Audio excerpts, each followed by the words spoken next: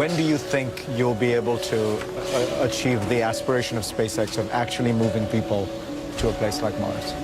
Well, I think we could probably send the first person in about 12 years. Wow. Will you be that person?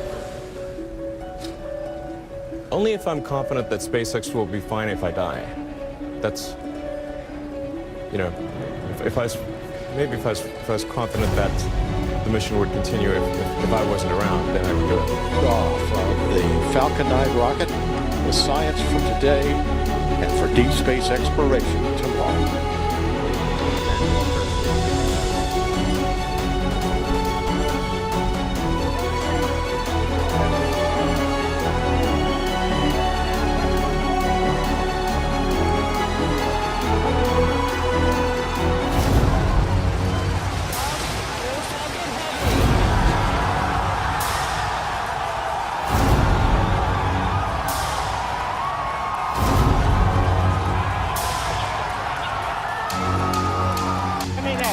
Side booster shutdown and separation.